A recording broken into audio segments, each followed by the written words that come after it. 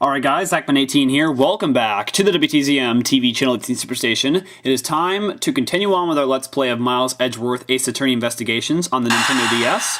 We are going to be heading back into the fourth case turnabout reminiscence. This is taking place 7 years earlier with the case of both the defense attorney and the suspect, I believe, or the defendant shooting each other. And we've got Von Karma in it and a really young Franziska Von Karma. It's pretty insane, so let's head back into it.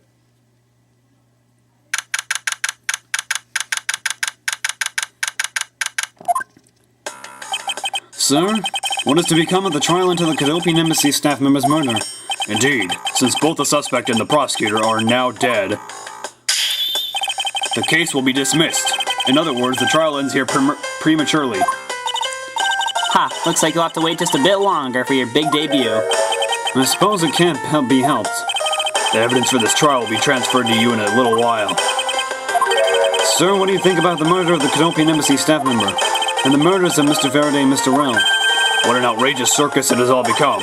That Faraday brought it all upon himself with his naivety. An outrageous circus, right, sir. I grow weary of this topic. Edgeworth, I will have you assigned to a different case. Papa, you'll come and watch my courtroom debut next, won't you? I'll consider it. Sir, if I may please allow me to continue with my investigation. Whatever for. I know that there is already a suspect in the murder of Mr. Faraday and Mr. Rell. However, there is not enough evidence to prove that it was he who committed the crime. I'd like to continue investigating in order to find the perfect proof of his guilt. The perfect proof? Don't make me laugh. A worthless person like you has no right to claim such a thing as perfection. Papa? Who do you think is the real culprit behind these murders? Miles and I were competing to see who can find the real killer first. Plus, being able to investigate a real crime scene is a really rare opportunity.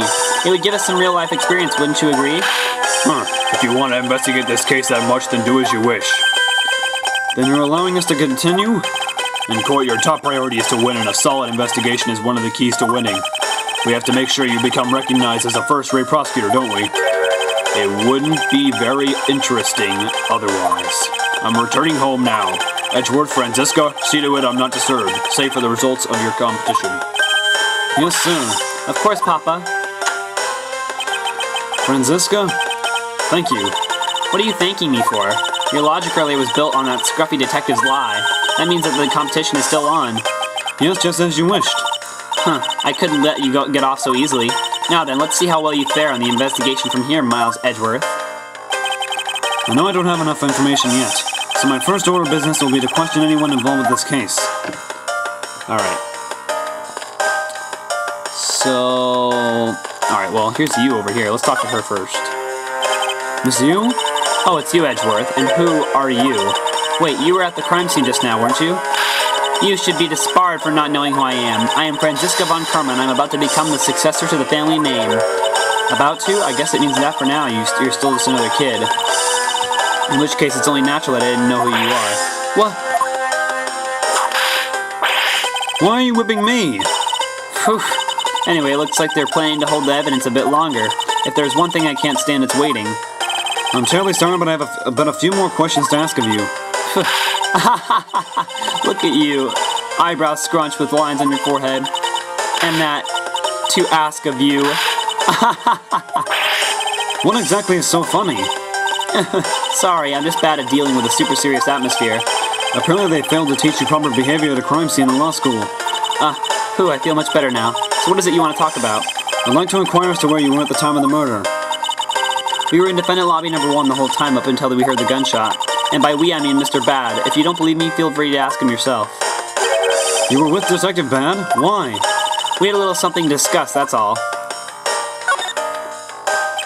So I take it that you are acquaintances with Detective Bad? Yeah, he was the detective in charge of the KG-8 incident. Detective Bad is also related to that incident? That's right. He was the one who was supposed to protect my sister, Cece. But you know how that turned out, don't you, Edgeworth? Miles Edgeworth, I have no idea what you two are talking about. I've heard of the KG-8 incident from my papa. But how does that case relate to you, Miss Yu? The victim in that case, Cece, was my little sister. Ha ha ha! You're making that super serious face again. I'm fine. Really. I just make it a point to rub some more salt in his wounded pride every time I see him. The way she talks about doing that as she laughs away is kind of creepy. Oh, speaking of Mr. Bad, he and Mr. Faraday, I'd say they met up just about every single time the Yatagarasu made a move. It was practically a given that the two would meet up at every one of the crime scenes. I see. He did mention that he is in charge of the Yatagarasu investigation earlier. Maybe I should ask her what she knows about the Yatagarasu in more detail. You claim that at the time of the murder you were with Detective Bad? But don't you lawyers that usually discuss the trial with your clients during a recess? We do, and that's what I was planning to do. But Mr. Faraday was being rather threatening, and he dragged Mr. Rell away. After that, Mr. Bad came into lobby number 1, so we just stayed there and talked. And what did you talk with Detective Bad about? Nothing interesting. I just insulted him some. Talked about how the trial was going, and then I insulted him some more. Bloody, when she's not laughing, her mouth seemingly spews nothing but insults. Anyway, Mr. Bad and I were in defendant lobby number 1 when the murders occurred, so I really can't tell you anything about the hallway or lobby number 2. I see. I'd like to ask you a few questions about your client, Mr. Mackerel. Now, your client first claimed to be the Yatagarasu, is that correct? Yeah. Once I heard that it was the Yatagarasu that had made off with the evidence from KG8, I began to ask Mr. Rell all sorts of questions, but to no avail. Turns out Mr. Rell was not the Yatagarasu, he had just made that up. He made it up? Mr. Rell's crime was caught on tape by the security cameras, but there is no footage of him sneaking into the Cadopian embassy itself. Hold on for just 1 second. Then you mean to say that you knew that he was not the real Yatagarasu, and that he was just another cold-blooded killer, and you were ready to defend him? Yes, that's right. I see. So a defense lawyer is actually just someone whose job is to cover for criminals. That's why defense lawyers are so detestable, but they are no match for us Von Karmas. I don't believe it, you're serious. Why don't you save that face for something really worth being serious about? And Edgeworth, do you really remember what I said earlier? I have my own agenda. I'm still on the hunt for leads regarding the KG8 incident, alright? And for that you have not a single qualm about defending a known killer. Don't put words in my mouth. I said no such thing. The only way I had to get close to Mr. Rell was to be his lawyer. I had no intention of covering for him ever. So don't you dare to suggest that I was going to. I'm sorry, forgive my rashness. Miss Yu, I was wondering if you could tell me about the Yatagarasu. Yatagarasu, huh? I don't really know much about that character myself. But I do get a lot of consultation requests from the companies to defend them. Requests from companies? The Yatagarasu isn't some petty thief out for money, you know. Huh. Alrighty then, perhaps the Yatagarasu's in the business of stealing people's lives. You're not very funny or witty, are you, little Miss Von Karma? Ugh. Franziska, be careful about who you whip. Choose carefully, we may be sued by... Ugh! There, I chose carefully, just like you wanted. Huh? That's just now. It's hilarious, little missy. Huh, of course it was. What is wrong with these two women? Why does my pain give them delight? And so in the end, what is the Yatagarasu? I have to say I had never been heard of this thief when I was in Germany. The Yatagarasu deals in information, mainly digging out dirt behind backroom dealings and the like of companies.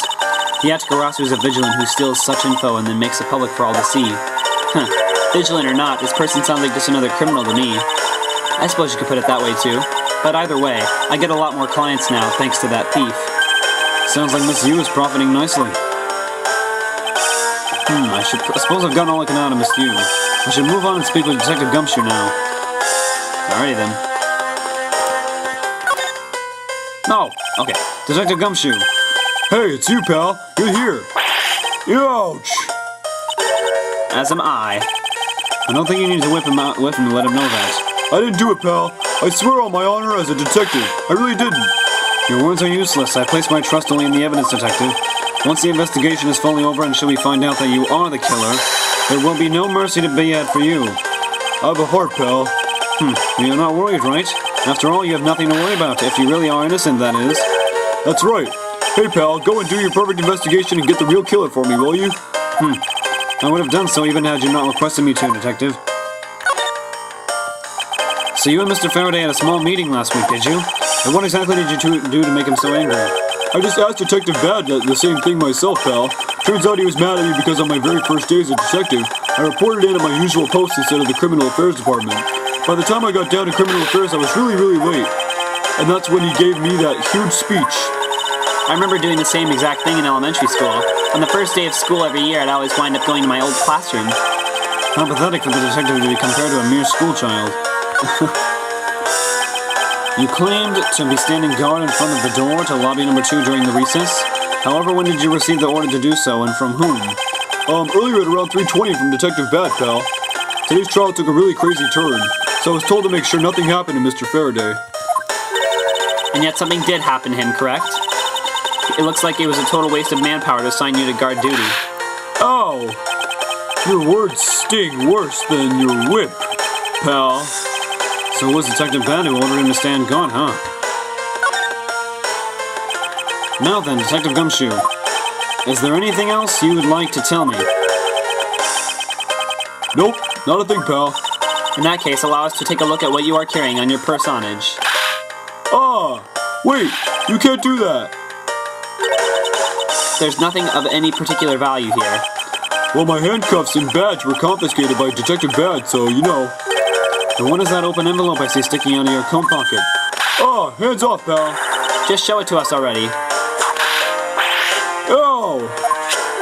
Annual bonus check within, $5 total, except there is no check inside. You've had your look now. Give it back, pal. It's my first bonus as a brand new detective. I just got it and cashed it today. I had literally no cash on me up until I did, you know. So that envelope is really special to me. Now give it back. You don't need rubbish like this. Don't worry, we'll throw it away for you later. How could you?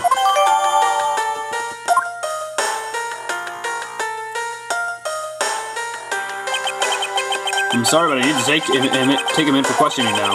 I think I've asked him just about everything I needed to. No, wait. Since he became a suspect, there was one piece of evidence I should reconfirm. Officer, I ask that you wait a second. I still have one thing I'd like to reconfirm with Detective Gumshoe. Understood? But please make it brief, sir. I want to hear it from the horse's mouth. I must confirm whether or not his testimony about when the crime occurred is the truth. Alright. Can we present the testimony to him? Okay. You told me earlier that you heard no sound other than the gunshot out in the hallway. Is that correct? No mistake about it, pal. Then you are also claiming that no one passed through the hallway either. Is that also correct? Yep, not even a single ant passed through that hall while I was on duty.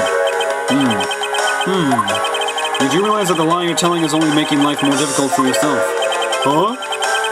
Oh, but it's true. I didn't see anyone go through the hallway, and I didn't hear anything else, pal. I bet the killer found a way to kill the two guys that's beyond what I can even imagine. So he intends to continue telling this ridiculous lie. But why would he do so given the situation he's in?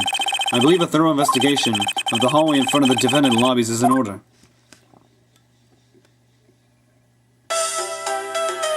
Oh, jeez. Ah, you! Ah! Oh, she dropped something. How could you have not noticed that coming? Wasn't that the child I changed money for earlier?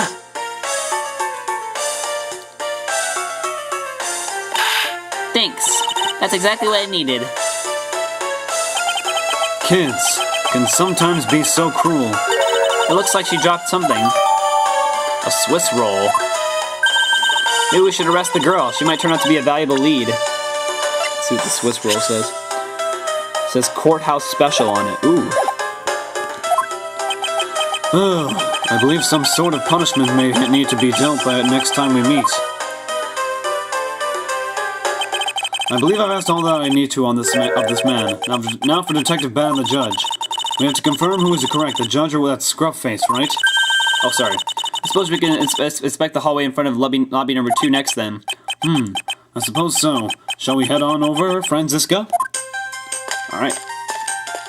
It's this way, I believe. Yep. So, did you see anything else? No, I don't think so. I see. Well, thanks for your cooperation. Oh, it's nothing. Just doing my duty as a defender of the law. That'll be all for now. I'll ask again if I have any other questions. Anytime, detective. Now, if you'll excuse me, I have a few loose ends I have to tie up. Oh, you're that new prosecutor Mr. Von Karma recommended, right? My name is Miles Edgeworth, Your Honor. And I'm Manfred Von Karma's daughter, Franziska Von Karma. I'm set to become the successor of my genius father any day now, Your Honor.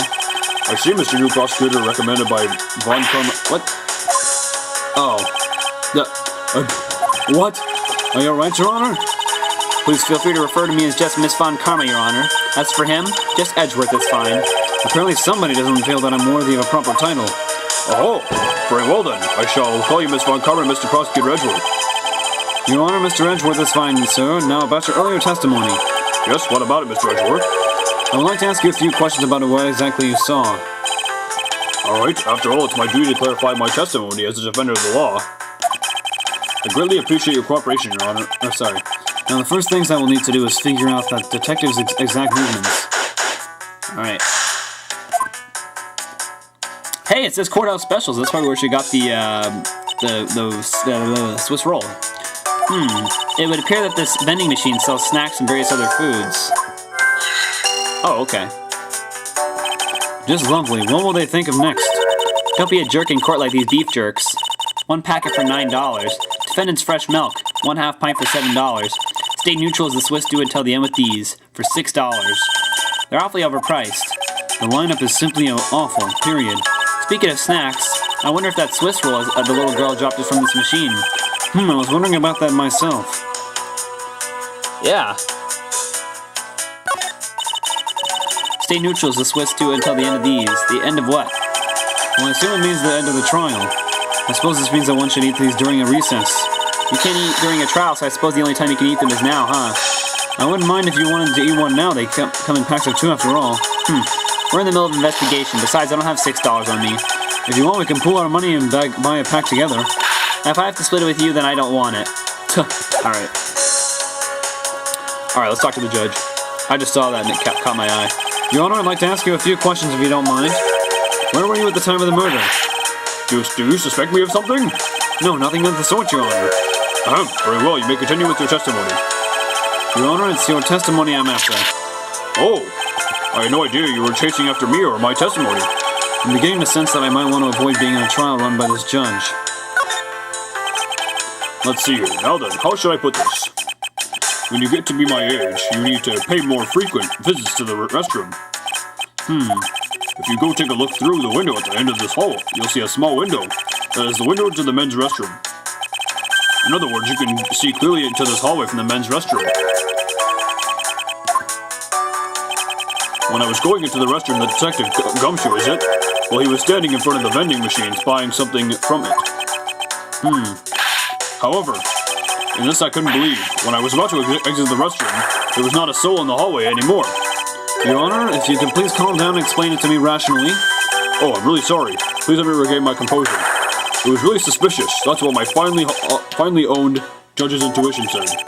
Although well into the murders occurred, I just sort of brushed it off. Ho ho ho.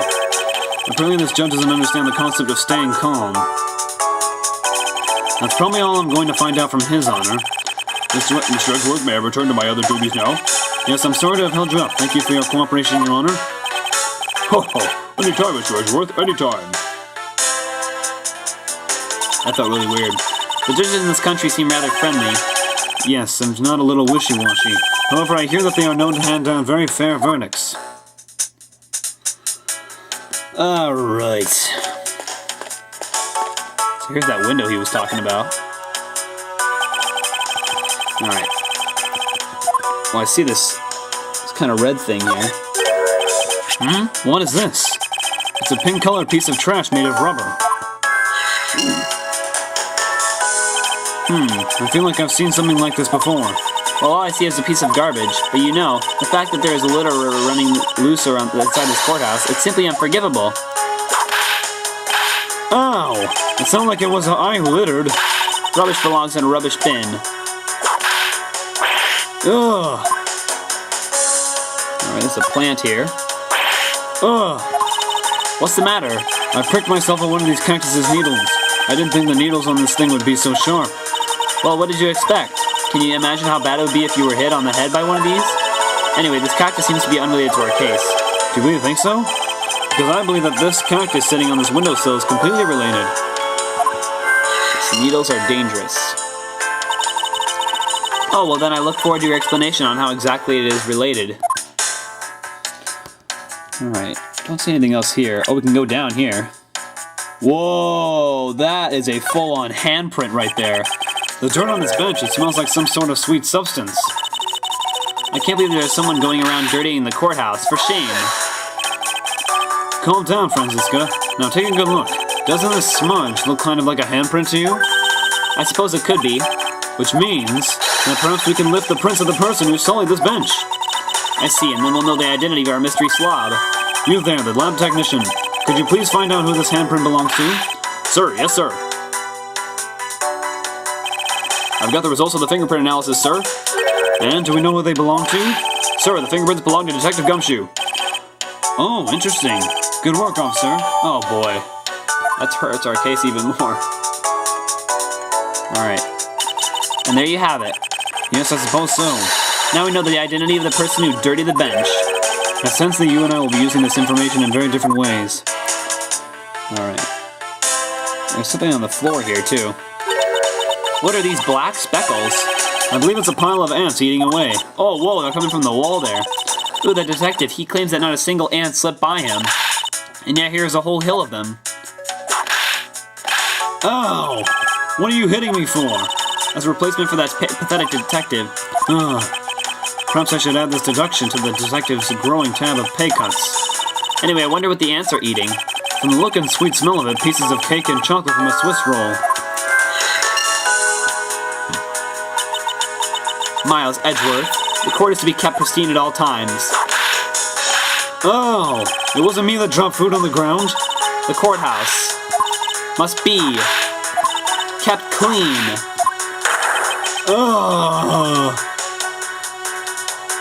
Alright. Let's try talking to Bad now. Detective Bad, I have something I wish to inquire about. Hey, how about doing some actual work, you? I wish to inquire into Detective Gumshoe's movements during the recess. You're getting in the way of the investigation. I have an order from Mr. Von Karma himself, plus I still hold investigative authority. So I hear you were the one who called for Detective Gumshoe to come down here. Faraday, that guy was just accused. You know, I just knew something was gonna happen. My detective's instinct told me. A lot of good it did you. You couldn't even protect one lone prosecutor with it. Franziska, I think you need to apologize. I'm sorry. I'm terribly sorry, Detective Bad. Please continue. I used the phone on the first floor and called the precinct. I told them to send somebody over. And that detective's the one that showed up. And only upon his arrival did you set Detective Gumshoe to stand guard, Detective Bad. Yeah, I waited for him on the first floor. After he got here, we came up to these defendant lobbies together. As we entered this hallway, we ran into you. She told us that Faraday was really mad, and that he dragged Rel off to lobby number 2 to have a word or something. And that Faraday had said to not let anyone interrupt them. So what choice did I have? All I could do was tell the big lug to stand guard outside. And around what time did all of that take place? Let's see, I think it was about 30 minutes before I heard the gunshot. After giving the big lug his assignment, he never left the hallway, not once. Oh, and how can you make such a claim? One of the guards out in this floor's main lobby swore to me he didn't. If the detective never left the hallway, then where did he disappear off to? That's simple. He must have gone into lobby number 2 just as I suspected. You and I, we were in lobby number 1 next door. The only one without an alibi is Gumshoe. It would seem that I am still missing some key pieces of information. Detective Bad, you also heard the gunshot, did you not? Yeah, I heard it when I was in defendant lobby number 1. That's why I came running towards lobby number 2 together with you. How much time elapsed between you hearing the gunshot and the arrival on the scene? Less than a minute. What were your movements upon hearing the gunshot? I grabbed the big lug who was just walking around in the hall and raced into lobby number 2, and that's when we discovered the bodies, in that order. That makes you the discoverer of the crime scene, right? Yeah, I guess it does, little miss. I am about to become a prosecutor very soon. You will treat me with the dignity I deserve, or else. You wave that thing around anymore? and I'll have you arrested for obstruction, little miss. You wouldn't dare. Haha. Just joking. Detective Ben is really something if he can make Franziska behave. Are we about done? Is there anything else I should ask him about? The time you heard the gunshot, the place you heard the gunshot, or situation around the gunshot. Let's start with the time you heard the gunshot. I'd like for you to tell me the exact time you heard the gunshot. It was around the end of the recess, when the trial was about to start again, I think. He was supposed to make time for himself to transfer the evidence he was holding. But I got the sense he wasn't going to show for the hands-off, so I figured I should go get him or we'd be late. And just as I thought that, bang, the sound of a gunshot hit my eardrums. So we heard the gunshot right before the trial was about to restart, huh? Are we done here? I don't have any time to waste. Oh, come on. All you're doing is standing in front of this door doing nothing. Huh. I get the sense that he is somewhat investigating this crime scene, or rather that he is keeping us under surveillance. But to what end? Detective Bad, may I ask you that you cooperate with us for just a bit longer? I don't have anything else to say to the two of you. You guys were the ones who said you wanted to investigate in the first place. Fine then, be obstinate. We'll just do as we please. Come on, Miles. You may no longer be willing to help us, however. May I ask for the forensic scientist's cooperation? Do as you like. Alright. Now what? Let's try going into our logic. Let's see what we have. We have lobby. Oh, we have a lot of stuff. Lobby number 2 window, vending machine, pink piece of trash, Swiss roll crumbs, and windowsill cactus. So the two things we found on the window were the trash and the cactus. So those two are both on the windows, right next to each other. This pink rubbery substance, I saw this in a different form earlier today. I believe this is a piece of a popped balloon. I suppose it's possible. The balloon probably got a little too close to our friend the windowsill cactus. That would be the logical conclusion, yes. Alright. Vending machine, Swiss roll crumbs, and lobby number 2 window. Well, obviously the Swiss roll came from the vending machine. I know that as well. These bits of chocolate and cake, could they not have come from a Swiss roll? A Swiss roll? Why would a courthouse sell a thing like that? It may not seem like the right venue, however it is being sold right over there. The vending machine. I see. Stay neutral as the Swiss do until the end with these. 2 for $6. Talk about expensive. Leaving the fact that it's on the expensive side aside, the fact that the cake crumbs and chocolate bits were found in this hallway suggested that they came from a Swiss roll that was purchased from this machine. I think I have a pretty clear picture of what happened here now. Huh. Naturally, after all, I'm here, aren't I? Detective Gumshoe must have sat on this bench as he ate a Swiss roll. And as he ate, he dropped it on the floor and sullied the bench. How could he have not cleaned up after himself? How utterly despicable. Don't you dare whip me again, it wasn't I who made the mess in the first place. Anyway, if it was indeed Detective Gumshoe who bought the Swiss roll, that creates a rather interesting contradiction of facts. A contradiction? Where? I think another look at the special courthouse vending machine is in order. Alright.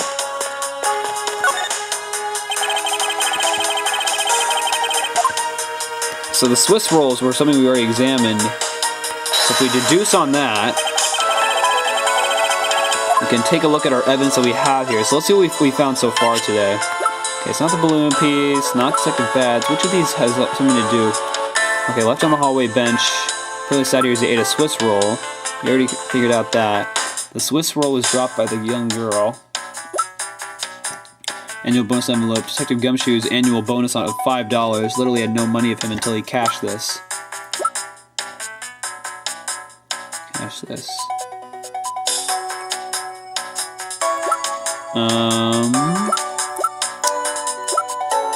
What's something he had with money for it? Eureka! About Detective Gumshoe's finances, he said that until this morning, he didn't have even a single penny on his personage. He wouldn't have had enough to buy the Swiss roll because it was $6 and he had $5. Just how poor is that guy? If his bonus really was only $5, then he should not have been able to purchase a pack of Swiss rolls. However, facts being as they are, we found cake crumbs on the floor. Meaning Scruffy must have bought a pack somehow. Indeed. The detective should not have been able to purchase a pack, and yet he did. The question is how. Alright. Alright. So we finished our investigation? I believe I now have a very firm grasp on what happened here. Well, I do too. Alright, Francisco, would you care to share what conclusions you've come to? Why should I do that? We're still in the middle of a competition, you know. We should be checking to see if your conclusions are wrong first, so you go ahead. It's almost cute that she's going this far to ensure that she wins, almost. Very well, but first we need to pay His Honor a visit to correct his testimony. Oh boy. Showdown against the judge.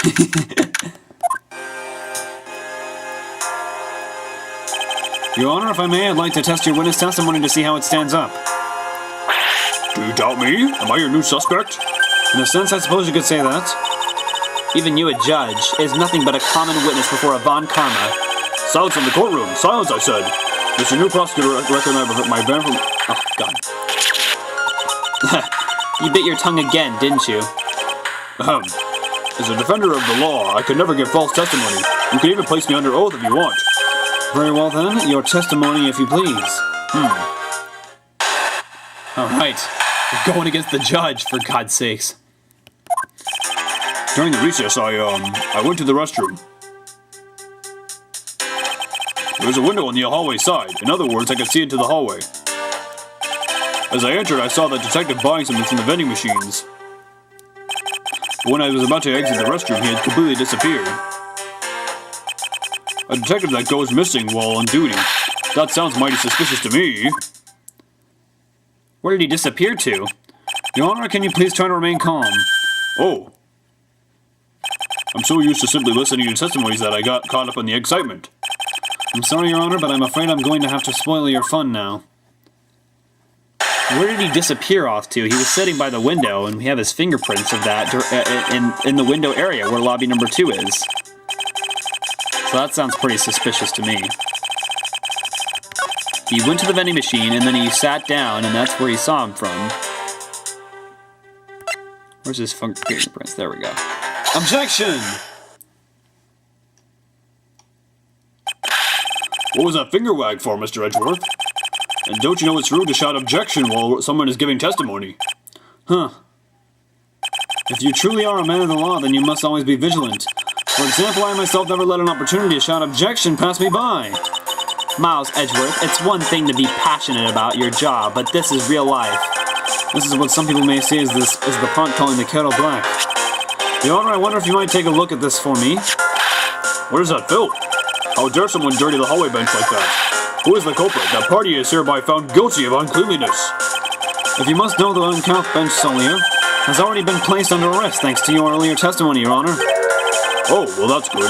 But who was it? You were able to discover something from the smudge on the bench, namely Detective Gumshoe's fingerprints. Not happy with committing this murder and he had to go and dirty the courthouse too? Guilty! Your Honor, please calm down. While it's true that the detective is the one who made the mess on the bench, we have not yet established that this action is related to the double murder. What do you mean? I believe the detective bought a pack of Swiss rolls from the vending machine, and then promptly sat down on the bench to eat one. That's where he sat. The cake crumbs and the pieces of chocolate on the floor under the bench, and Detective Gumshoe's fingerprints proved my conclusions to be true. Oh, but I still don't understand. Is this whole thing related to how I couldn't see him as I was leaving the restroom? It is indeed. The window in the hallway was built rather high up into the wall, at around a grown adult's chest height. As evidence, I submit that Francisca herself was unable to see out of that window.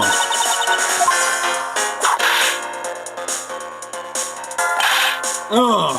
I know I shouldn't have used her height as evidence. Basically, what this means is that the area directly under the hallway window is a blind spot when the hallway is being viewed from the men's restroom.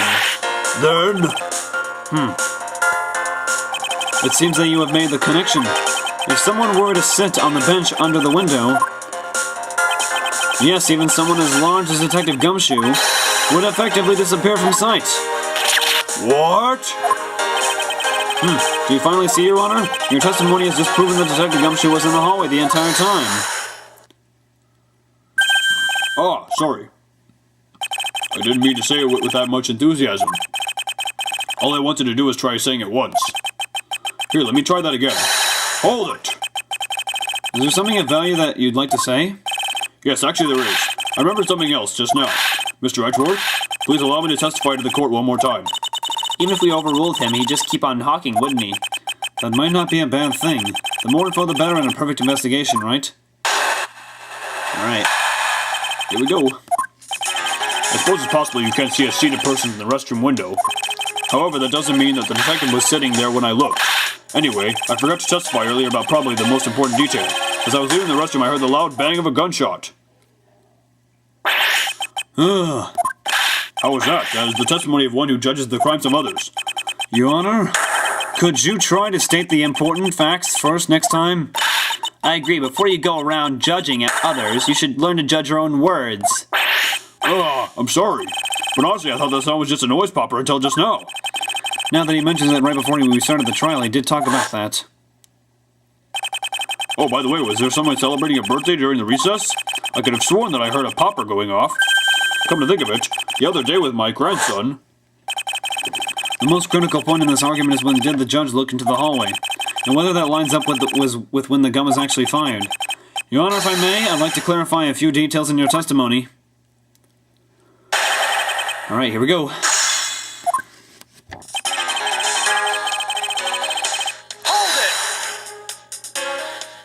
In that case, you can see that you were overconfident in your last testimony. Now hold on there. I just said that it's possible you can't see a seated person in the restroom this time. But you know something?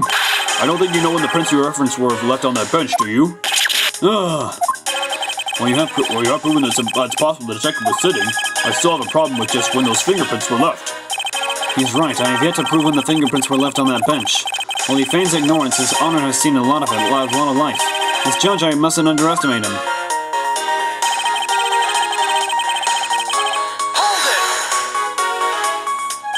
As we established, you went to the restroom during the recess. However, at what point in the recess did you look into that hallway? After I called for a recess, I handled the change of prosecutor paperwork. Maybe about 20 minutes until we reconvened. Yes, that sounds about right. Just as I expected. What are you expecting? And I demand to know what the all-knowing smile is for. Your Honor, that statement you made just now is very important. I'd like for you to append it to your testimony. All right, if you insist. Alright, here we go. So, let's see, I looked into that hallway about 20 minutes before we were to reconvene. Alright, let's take a look at our testimony from back here. Balloon piece, just now I've seen a pink balloon around, found on the windowsill of hallway window. Here, the gunshot right before the trial was about to start again. Oh my goodness, right before the trial was about to start. He said 20 minutes. Objection! Your Honor... I cannot allow you to make an objection. What? Your Honor, I'm really sorry, but I cannot allow you to not allow me to make an objection. Gads, I've been overruled. Your Honor, there are simply too many holes in your testimony for my taste. What do you mean by that? You claim that you heard the gunshot during the recess, but that is simply not possible. Mr. New Prosecutor recommended by Manfred Vaughn. Ugh. Instead of biting your tongue, why don't you bite... Ugh. I see you have no mercy for the elderly either, Franziska.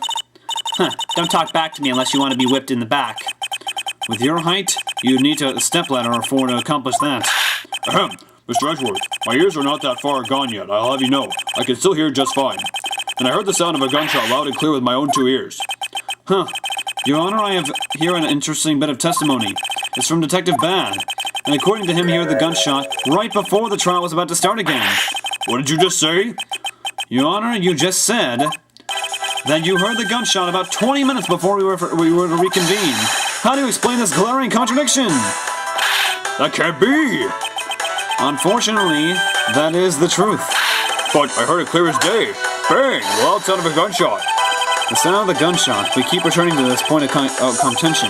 And that piece of evidence, I always did wonder why I found it where I did. Hey, that's the balloon piece! Oh boy, I'm glad that those 2 pieces of evidence are right next to each other. Unfortunately, Your Honor, that this is what really produced the gunshot you heard. He said he heard a popper going off. It could have been this balloon that popped. Take that! I found this object in the hallway earlier. What is that pink substance? It may not look like it, but this is actually a piece of a balloon. I see. and I suppose you would like me to accept that pink balloon into the court record. Your Honor, I present this piece of evidence in order to overrule your testimony. What? Your Honor, your argument goes as follows. You saw no one in the hallway when you heard the gunshot. Now there is no guarantee that the detective was sitting on the bench at that time. Therefore, you believe he must have been at the crime scene, defendant lobby number 2. Am I correct? Yes, that's exactly right. Let me ask you something. Do you think that the gunshot you heard was produced by a real gun? I think I've said enough that even you can figure the rest on your own. Your Honor, you were fooled by the popping of this balloon into thinking it was a gunshot. What manner of trickery is this? That was a good effort you put forth, Miles Edgeworth. But if it was me, I'd have wrapped this thing up before the judge even testified. Care to elaborate on how one ends something before it even begins? Well, to be honest, I did think that the sound was a bit off from a real gunshot sound. But who could have guessed that someone would pop a balloon in a place like this? That's true. One doesn't usually think balloons in conjunction with courthouse. It could have been that little girl, or Kay, I should say. I want to trade these coins with you. That's it. That balloon that girl is holding, it explains everything. Your Honor, if it makes you feel any better, you didn't lie once in your testimony. However, I can't really vouch for its accuracy.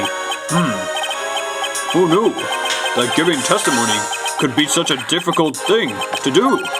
What have I done? I owe Detective Gumshoe a very, very big apology. I will see to it myself that he is released. Wait, there are still a few things I have yet to resolve about what happened in the hallway. Your Honor, I request your permission to further question Detective Gumshoe. But why? I thought we just cleared his name. Whether we did just now or not, I still cannot say. The only thing I can do for now is to continue in my quest for the perfect explanation. And to that end, I must resolve the remaining issues pertaining to the events that occurred in the hallway. Very well. Bailiff, please bring Detective Gumshoe into the courtroom. I must fulfill my mission and find the perfect explanation of this case.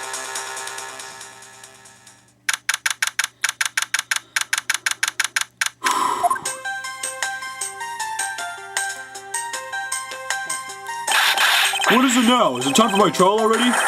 I've already told you a gazillion times, pal, I didn't do it. I'll be the judge of that, Detective Gumshoe. No, you won't. I'll be the judge of that. No. I'm the judge around here, and I'll be the judge of that. Why can't you guys be a little less judgmental? Yes, well, speaking of hasty judgments, Detective Gumshoe, I'm afraid I must apologize for an error in judgment on my part. Your Honor, I don't believe you should apologize just yet. We have yet to prove he is completely innocent of this crime. I guess so. Huh? And what are you guys talking about? In any case, I would like you to testify as to your actions while you were on guard duty. And please remember, you are not on trial. This is all just a part of the investigation. As such, you may still be found to be innocent. However, if you should give false testimony... Yo! My whip will object loud and clear. If you are found to be lying, you will be held indefinitely. Understood? I gotcha, pal. Thinking back on the state of the crime scene and the judge's testimony, it's obvious that Detective Gumshoe is lying. And if I can't break his lie, then we may never get a break in this case. Alright, here we go. I came down here to this courthouse in Detective Bad's orders. As soon as I got here, he ordered me to stand guard in front of lobby number 2. From that time on until I heard the gunshot, I was in that hallway the whole time. My honor's detective, I swear it wasn't me, pal. He's still singing the same tired tune. In that case, I'll just have to change the melody.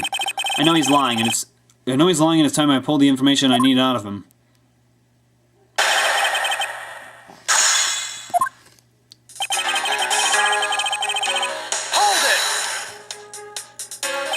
So was it really Detective Bad who called you down here?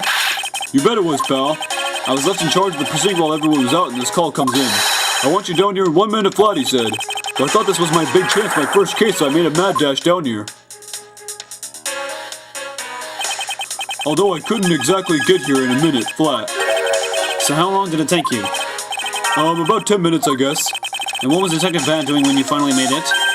He was waiting for me down on the first floor in the entranceway, pal.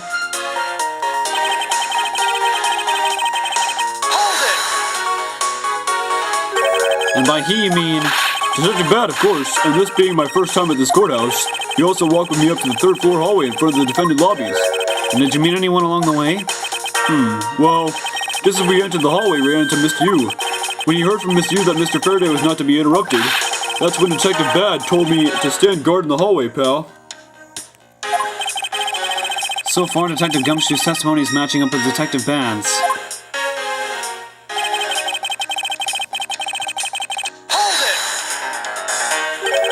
You claim to have been in that hallway the whole time. However, is it not a fact that you did something while you were in that hallway? Of course I did something. I guarded the door to lobby number 2, pal. What else? Very well then, and what exactly does guarding that door entail? Well, to put it simply... Oh, I know. It was my job to stand in front of the door without moving an inch. Oh? Detective Gumshoe, you mean to tell me that you didn't take a single step away from the door to lobby number 2? Is that really what you wish to testify to the effect of? You got it, pal. I didn't take a single step away from that door just like I was ordered not to.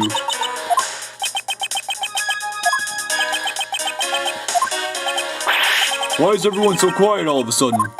Because we are all in shock. And in awe of your utter stupidity. Scruffy, if you're going to lie, at least tell us a more believable one. Yeah, but I'm not lying. I should hurry up and bring this insipid testimony to a close. Alright. Until I heard the gunshot, I didn't take a single step away from the lobby number 2 door.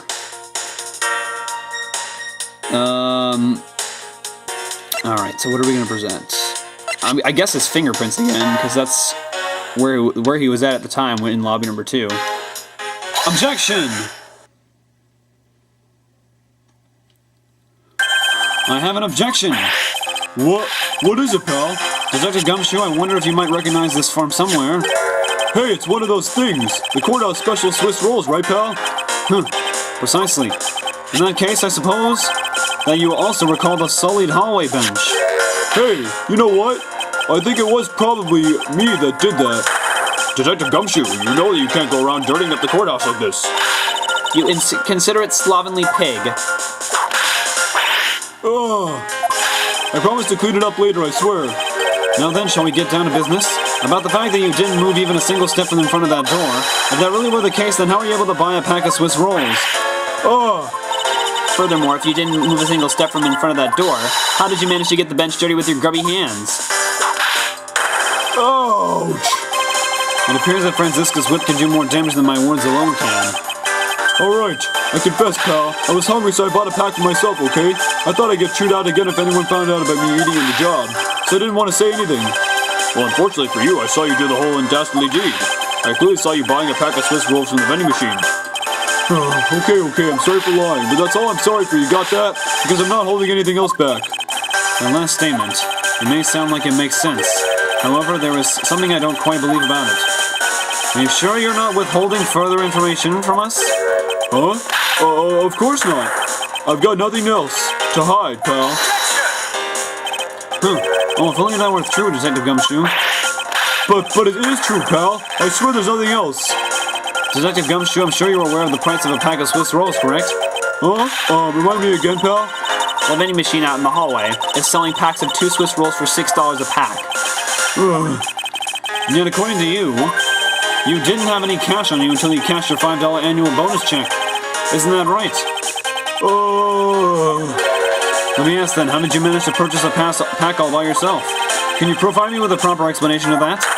I told you I bought it myself, pal.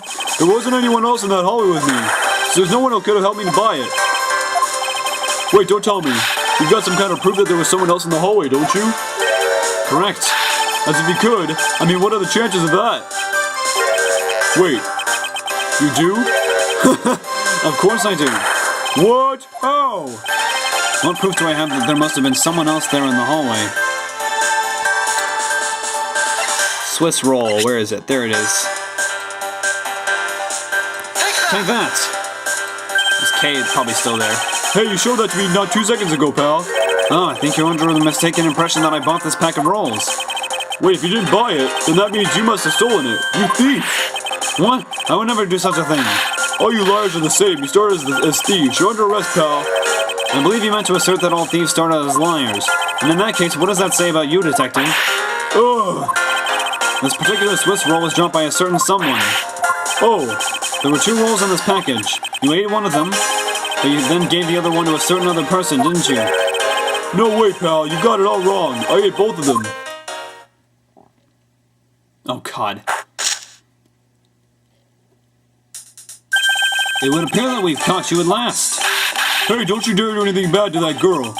It would appear that they do know each other after all. So why do you continue to come up to me and kick me? Have I wronged you somehow? I have a name and it's Kay. Kay what? Kay Faraday. Faraday? Are you perhaps Mr. Faraday's daughter? I'm not a you, I'm Kay. Ugh, Kay. You know, good little girls don't kick other people.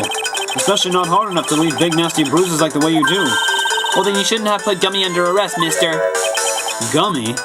My guess is that she's talking about Detective Gumshoe. What a cute nickname you've given him. Gummy didn't do anything wrong. Kay. It appears that I will need to speak with her in a bit more detail. Rawr. Alright. Now then, Kay. Heh. She's like a stray cat. I wonder if I should feed or something. Alright, let's give her the Swiss roll. Take that! Kay, I promise to give this to you if you calm down. Oh, a Swiss roll. It really belongs to you, though, doesn't it? Yeah, I was saving it for Daddy. Oh my. Your father, he's... Ah, don't you say another word, pal. She doesn't know yet. Thanks for watching out for me, Gummy. But I already know about Daddy. Oh, I overheard the guards talking about how he's not here anymore. I'm sorry. I couldn't protect him. Kay. I'm not gonna cry. I'm not gonna...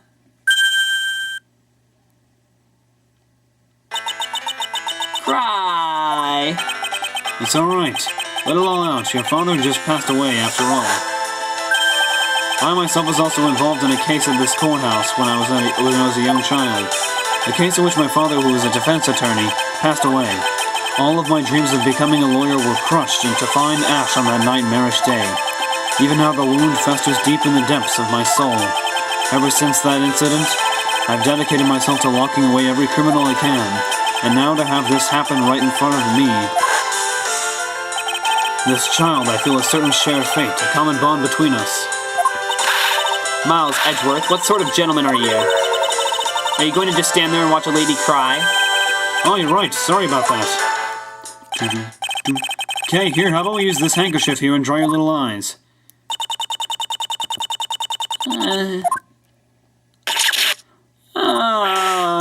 Oh my god. Microphone, don't blow your nose on that. I feel better now, thanks. Oh my god. Okay, are you going to be alright? Yep, I'm already alright. Somehow I highly doubt that, but I'm not going to push it. I promised Daddy I'd never cry in front of strangers. And you're a good kid, aren't you, Kay? You always keep your promises, right? That's right. Even if I can't see Daddy anymore, I'm still going to keep all my promises. You're a very brave girl, Kay. You're a very good child for keeping the promises you made to your papa.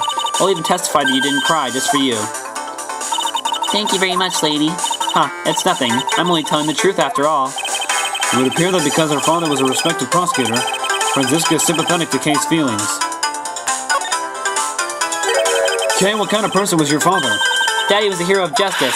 His job was to catch all the bad people in the world. So to view a prosecutor as a hero of justice, huh? I suppose we are in a sense as we are the ones who seek guilty verdicts for criminals. Plus, you know what? Whenever I came to the courthouse, Daddy would buy me my absolute favorite treat, Swiss rolls. Oh? I want to be a hero of justice someday, just like Daddy. So I've been working really hard. I see. What have you been working hard on? I've been working hard to keep all the promises Daddy and I made together. A promise notebook? May I take a look inside, Kay? Sure, okay. It appears to be an exchange diary of sorts between father and daughter. Mr. Faraday's writing conveys a sense of the kind of man he was. This little notebook just might come in handy later. Thank you for showing it to me, Kay. I hope you'll continue to work hard to become a hero just like your father. I'm gonna try. Hey, Kay, so I'm a detective that catches the bad people, right? That makes me a hero, too. Yeah, you're really cool too, Gummy. Yeah, aren't I, Kay? What is with the two of them? I hand down verdicts of justice, so that makes me a hero, too. Yes, and thanks to your heroic testimony, you almost painted that detective as a vile criminal and sent him off to jail. I'm really sorry about that. Gummy is not a bad man, okay? That poor judge is being treated like a vile criminal rather than a hero of justice. It appears that you and Detective Gumshoe are good friends, Kay. Yeah, we're friends. In that case, would you mind telling me a little more about him? So I take it that you ran into Detective Gumshoe earlier. Yep. I was on my way to see Daddy when I saw Gummy standing there. He was standing in the hallway staring really hard at the vending machine, so I said hi. And what was this? Huh? Oh, before everything got crazy. How long were the two of you together? We only talked for a little while, and then we went on our lonely way. Sorry. God, I'm skipping through the text too fast. Sorry, guys. That's right, pal. Kay and I only talked for a little while, and that's it. Oh, which means we have now confirmed that Kay was in the hallway during the recess, isn't that right? Oh, you got me. I told you to stop picking on Gummy, mister. Very well then. I'll just have to speak with a good detective in private later. Were you the one who bought this pack of Swiss rolls, Kay? Well, I didn't really have a lot of money, and I somehow made $1 out of all the pennies and quarters I had. But that still wasn't enough, and I really, really wanted one. Come to think of it, she did come and ask me to exchange a handful of change for $1. And that's when you came and asked me to change your money, correct? Yeah, thanks a bunch for doing that, mister. Sure, but let me ask you, even with that $1 you still didn't have enough, correct? Well, that's why. Hey, if you bully Kay anymore, I'm gonna have to arrest you, pal. Need to remind you that you're the one already under arrest. Yo! I sense that Kay is going to be less than forthcoming with this question. Sorry about your roughly thing. Yes, well now that it's positively drenched in your nasal mucus, don't worry Kay, I have a spare. So here, you can have this one. But Daddy said, never take things from a stranger. Oh, it's one of the promises you made in your promise notebook, correct? Yeah, look, see? It's right here on this page.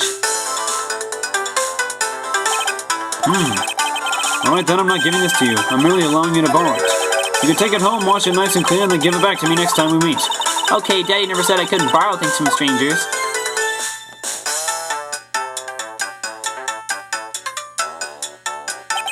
Now then, Detective Gumshoe. Sorry. Uh-oh. I believe it is now crystal clear that you were with little Kay in that hallway. Ugh. Grr, I told you to stop being mean to Gummy.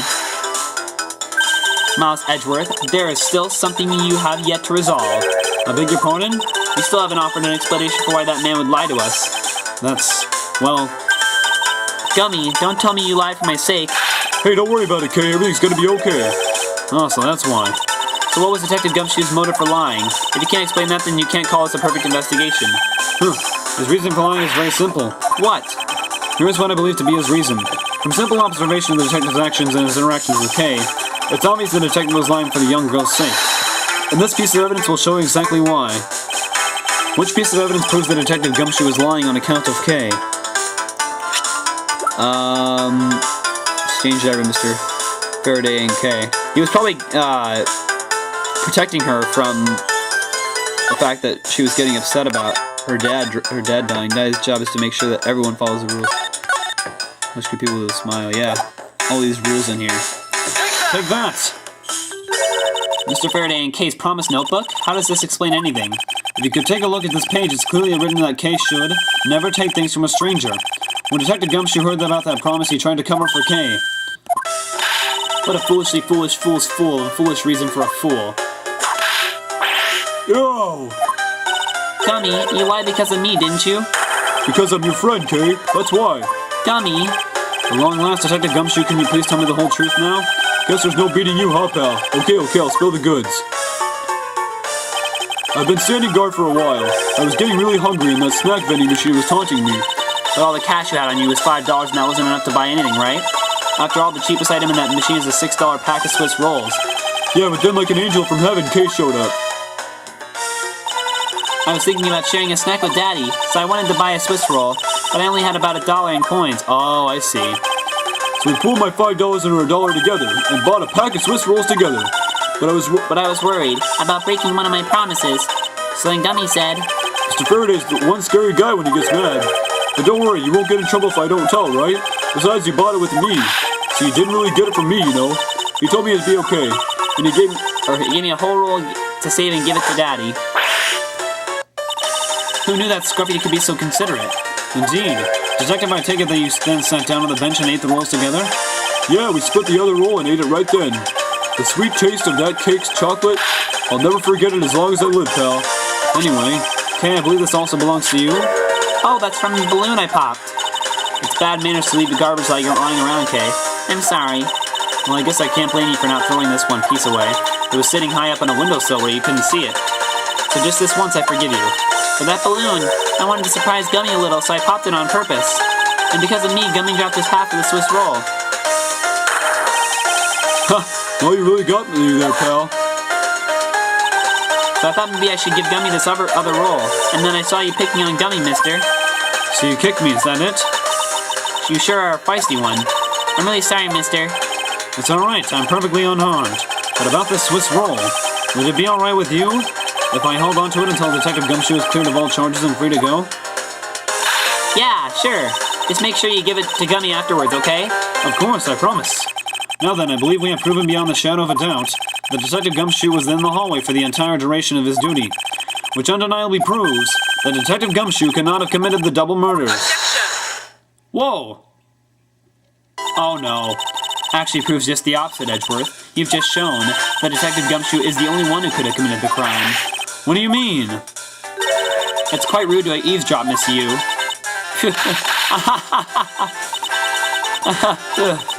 I'm getting lectured on manners by a girl with a penchant for whipping people. What? How dare you talk back with such insolence? You're wrong, lady. Gummy's not the bad guy. Oh, and what have we here? What is a child doing here in a courthouse? Bailiff, please take this child in. Whoa, Miss Callisto, you! That girl is Mr. Faraday's. I know, so what? You think that just because she's the victim's daughter, she gets to just run wild all around the crime scene? I think it's actually quite dangerous for her to speak nothing of getting underfoot. I suppose you're right, however. As long as we're in agreement on that point, let's get back to the real issue at hand. Now then, Detective, you were in front of the door to lobby number 2 the entire time, correct? Yeah, but... You see, isn't it obvious that it could only be the detective? He's the only person who could have gone to lobby number 2 at the time of the murders. I have no counter-argument to that. Don't worry, I've already been put in the necessary paperwork for his formal arrest. But the investigation is far from over. Oh, that's right. I was going to speak with you about that. Don't you think it's reckless to talk to the suspect out in the open without a guard? I suppose it is. Well, someone with more experience in the law than you, allow me to share something. Always keep a good eye on a criminal, or you may regret what comes of your negligence. Ooh, Miles, I can't believe you're letting this woman lecture you like this. This is unforgivable as a disciple of Von Karma. Ha ha ha. Down, Tigress. Now then, I'll be looking forward to the results of your investigation. So we're back to square one. Actually, this is our last chance. I can tell that if we fail to solve this case, Detective Gumshoe will be formally charged under all of the circumstantial evidence. This investigation is not over yet. There's still one location we have yet to inspect. It's where Detective Bad and Miss Yu were at the time of the crime. Lobby number 1. Alright. Once again, really long investigation, but then we learned a lot of stuff about the case, so we cleared up a couple things too. I don't think Detective Gumshoe, well, obviously he didn't, because we are seeing him in 7 years later, not in jail, so. We will go ahead and save here. And we will continue on with this case tomorrow, so hopefully we can finish this up, hopefully by the end of the weekend, if not on Monday or whenever. So, thanks for watching today's part for Miles Edgeworth Ace Attorney Investigations on the Nintendo DS. I'm Zachman18, and as always, I will see you guys in my next video, coming soon. Objection!